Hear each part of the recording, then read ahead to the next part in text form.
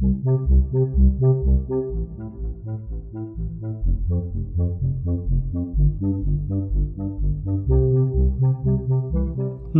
Buddhaya. Welcome back to Monks in the Morning from Colombo Dhamma Friends of Mahamayonawa. We're so happy that you could tune in today. It's wonderful to get to spend time with all of you. Recently, we learned about sharing merits with ghosts. But I think you know that we often also share merit with gods. Today, we'll hear a story about two brothers, one good and one bad. The good brother practiced dana and then dedicated the merit to the gods. When the bad brother tried to cheat him, the gods looked after the good brother out of gratitude. Keep listening and you'll learn the whole story. We'll also chant the Loka Avabodha Sutta in English, so get your chanting book ready or click on the show notes link to follow along online. Now let's take the refuges and the precepts. Sadhu, sadhu, sadhu. Namo tassa bhagavato arahato samma sambuddhassa. Namo tassa bhagavato arahato samma sambuddhassa. Namo tassa bhagavato arahato samma sambuddhassa. Buddhaṃ saranang gacchāmi.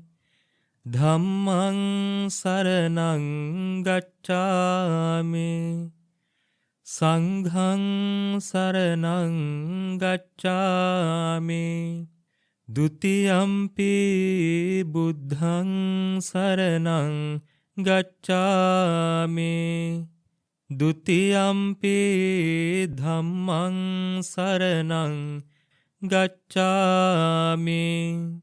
Dutiyampi sanghang saranang gacchāmi. Tatiyampi buddhaṃ saranang gacchāmi. Tatiyampi dhammaṃ saranang gacchāmi. Tatiyampi sanghang saranang gacchāmi. Sadhu, sadhu, sadhu. Say after me, I observe the precept of abstaining from killing beings. I observe the precept of abstaining from stealing. I observe the precept of abstaining from sexual misconduct. I observe the precept of abstaining from telling lies. I observe the precept of abstaining from taking intoxicating drinks and drugs with the refuge of the Noble Triple Gem. I observe these precepts for happiness in this life, for rebirth in heaven, to escape from the sufferings of samsara.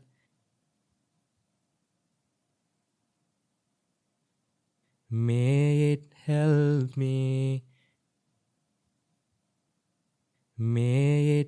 be a blessing. Sadhu, sadhu, sadhu. Namo tassa bhagavato arahato samma sambuddhassa. Homage to the Blessed One, the Worthy One, the Supremely Enlightened One. Sadhu, sadhu, sadhu. Namo Buddhaya, meritorious parents and children. As Buddhists, we do good deeds from time to time. So when we do good deeds like practicing generosity, protecting precepts and meditation, what happens? We will be able to live peacefully, and also we will be accumulating a good karma that leads to attain Nibbana, and also to have a good life in future. So dear Dhamma friends and dear children, when we do good deeds, when we accumulate merits, there's something that we should do after we accumulate merits. It could be in the end of the day, it could be just after you do a good, it could be just after doing something good. So what is this?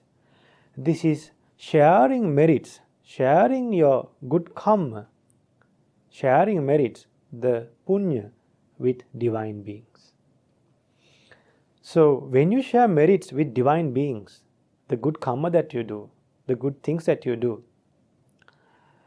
the good karma that you gain by doing good things, when you share that good karma with divine beings, what happens? Those divine beings will protect you like a mother is caring her child. How does this happen? In the past, dear Dhamma friends and dear children, there was a brother, there were two brothers. So these two brothers went on trading from their province to a different province. And when they were coming back after doing business, they were able to accumulate about 1,000 gold coins. And the two brothers, when they were coming back, they had to cross a river. So until the ship or the boat was sailing back to their end, to the river bank, the elder brother thought to have a small nap and rest until the ship sails. So before he had a nap, before he went to sleep, he wanted to have his food. So before eating, what he did, he took some rice to his hand and threw to the river as food for the fish or whoever the living beings living in the river. So, and what he did, he shared merits with the divine beings by thinking, by offering this food to the fish or to the creatures or to the animals in this river or to any living beings in this river. May that merit that I accumulate be rejoiced by the deities bound to this river. And he did that, and he had a small nap. So while this elder brother was having a nap, the younger brother was very greedy. He thought, if I were to share this money with my brother, I will only get half. So he wanted to get the entire bag, the entire profit. Now why this happened? Greediness. So what did this younger brother did?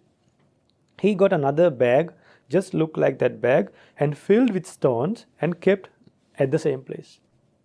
And after the boat came to the river bank, after the boat sailed to the river bank, the elder brother woke up, and then this younger brother, in a very cunningly, he put these two bags to the boat, and while they were going back in the middle of the river, he started shaking the boat.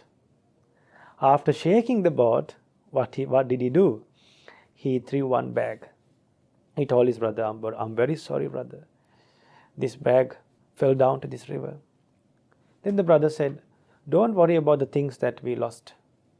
We can earn again and have things again. We can earn money again. Even wealth, even gains are temporary. Even wealth is temporary. So don't worry about the money. Still we can earn again.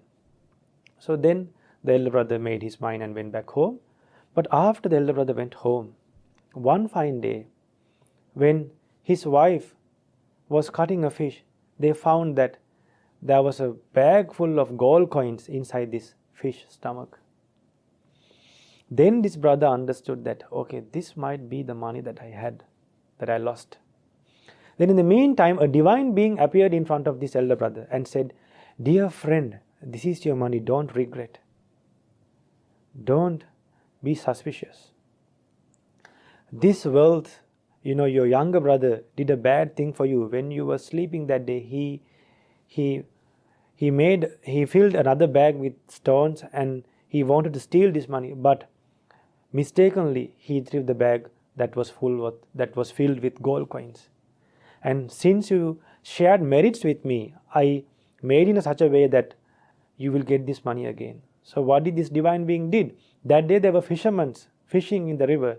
So he made one of the fish to gulp this bag full of gold coins.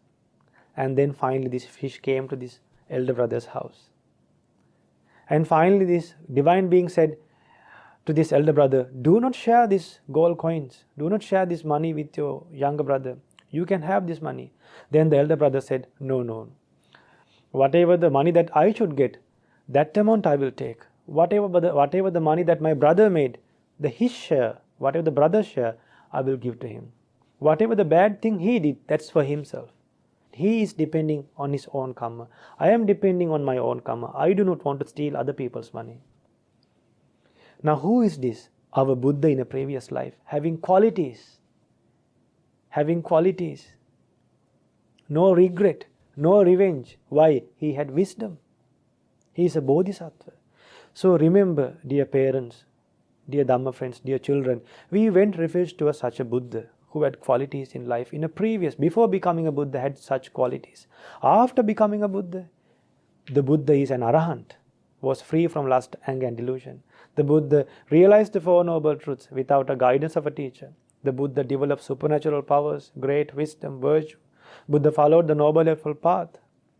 Buddha escaped from all these worlds, from ghost world, divine world. Even divine worlds are impermanent. Ghost world, hell, from all this world, even human world, we have to go through suffering. So Buddha escaped from all this world and attained Nibbana. And he was not reborn. And Buddha was an incomparable teacher to tame others with loving kindness, with compassion. And Buddha was a teacher for gods and humans both. And Buddha taught this Dhamma for the well-being of others. And since Buddha had all these qualities, we call him Bhagava.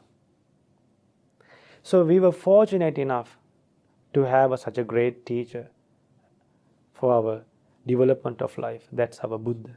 So dear Dhamma friends, we should learn to share merits with others. When you share merits with divine beings, what will happen? They will help you in life. So we should always remember, after doing a good thing, it could be in the middle of the day, it could be just after doing a good thing, it could be just before you go to sleep in the night. Remember to share your merits with divine beings and with your departed relatives. Then you will be able to live peacefully, and you will have protection from divine beings as well. So this is the secret to have protection from divine beings. So may you have the opportunity to have the protection of divine beings. Share merits with everyone, with your friends, relatives, with your parents, and departed relatives and all, and with divine beings, and also to realize the Four Noble Truths in this Gautama Buddha's dispensation. Namo Buddhaya. Paritta chanting, Lokavabodha Sutta, the discourse about realizing the world. If you have a copy of the chanting book, turn to page 10. This is a beautiful sutta that helps us understand the Supreme Buddha's amazing enlightenment. We also get to learn the meaning of the Pali word Tathagata. Now let's chant together. Namo tassa bhagavato arahato samma sambuddhassa. Namo tassa bhagavato arahato samma sambuddhassa. Namo tassa bhagavato arahato Samma Sambuddhassa. This discourse was taught by the Blessed One, taught by the Arahant, the fully enlightened Supreme Buddha. This is as I heard. Monks, the world has been fully understood by the Tathagata. The Tathagata is detached from the world. Monks, the origin of the world has been fully understood by the Tathagata. The origin of the world has been eradicated by the Tathagata. Monks, the cessation of the world has been fully understood by the Tathagata. The cessation of the world has been realized by the Tathagata. Monks, the way leading to the cessation of the world has been fully understood by the Tathagata. The way leading to the cessation of the world has been developed by the Tathagata. Monks, in the world with its devas, maras and brahmas, with its recluses and brahmins, in this whole generation, with its devas and humans, whatever is seen, heard, smelled, tasted, touched, cognized, attained, sought, and reflected upon by the mind, that is fully understood by the Tathagata. Therefore he is called the Tathagata. Monks, from the night when the Tathagata awakens to unsurpassed full enlightenment, until the night when he passes away into the Nibbana element with no residue left. During that time period, whatever he speaks, utters and explains, all that is just so and not otherwise. Therefore he is called the Tathagata. Monks, whatever way the Tathagata speaks, that is exactly the way the Tathagata acts. Whatever way the Tathagata acts, that is exactly the way the Tathagata speaks. In this way the Tathagata acts as he speaks, and speaks as he acts. Therefore he is called the Tathagata. Monks, in the world with its devas, maras and brahmas, with its recluses and brahmins, in this whole generation, with its devas and humans, the Tathagata is the conqueror of all, unvanquished. the one who realized everything, the one who took everything under his control. Therefore he is called the Tathagata. This is the meaning of what the Blessed One said. So with regard to this it was said, having realized the whole world and the true nature of the whole world, the Tathagata is detached from the world and has abandoned desire for the whole world. The all-conquering wise sage, freed from every bond, is the Blessed One. The Buddha has reached that perfect peace, Nibbana, which is free from fear. The Buddha is freed from all taints and freed from all suffering, with doubts destroyed, reached the destruction of all karma, liberated by the destruction of unwholesomeness. The Enlightened One, the Blessed One, the unsurpassed Lion King, giving happiness to the world of Devas and humans, turns the noble wheel of Dhamma.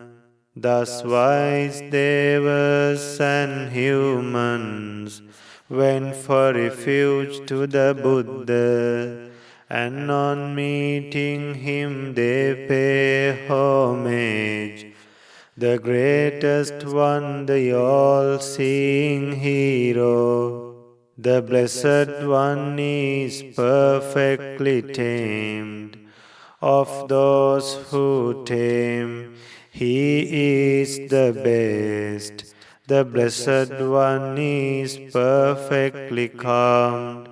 Of those who calm others, he is the seer.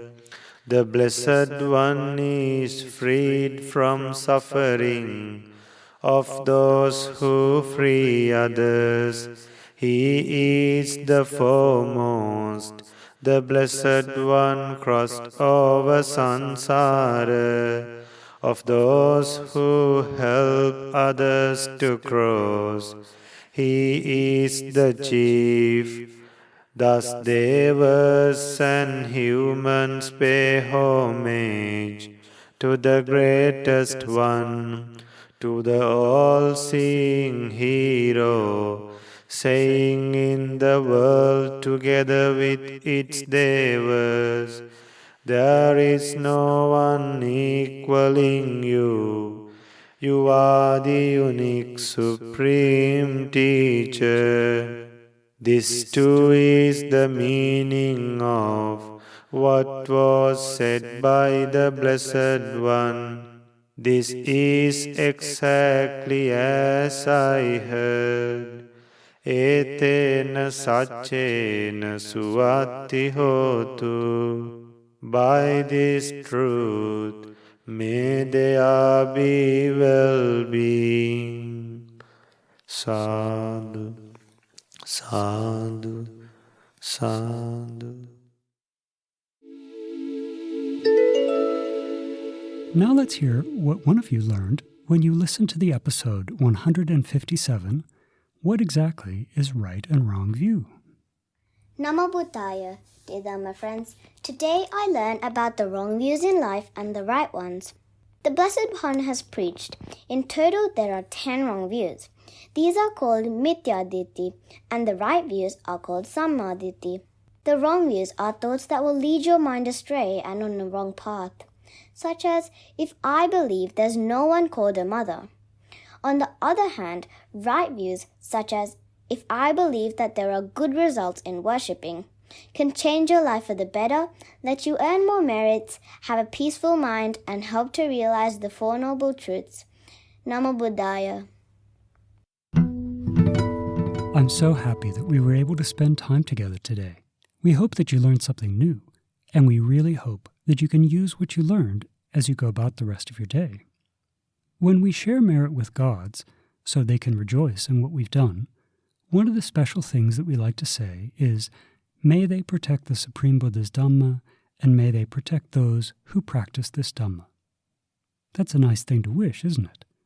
So maybe tonight, before you go to bed, you can do a merit sharing for all the good Dhamma actions you've done today. Listen to how I do it now, and then you can try it on your own. So, today, in this short amount of time, we've collected very powerful good karma into our lives. We've gone for refuge, taken the precepts, we've listened to this Dhamma sermon, we chanted the Lokavibodha Sutta, and we rejoiced in the understanding that one of you had from listening to a previous show. So, may all heavenly beings rejoice in this merit. May they have happy minds recollecting these good actions. May they always protect the Supreme Buddha's Dhamma. May they always protect those who practice this Dhamma. Through the power of this merit and through the power of this rejoicing, may they soon experience for themselves the supreme bliss of Nibbana in this Gautama Buddha's dispensation. Sadhu, sadhu, sadhu.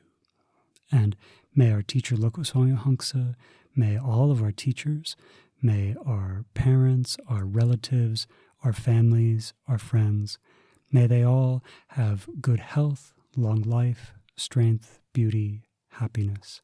May they soon experience for themselves the supreme bliss of Nibbana in this Gautama Buddha's dispensation.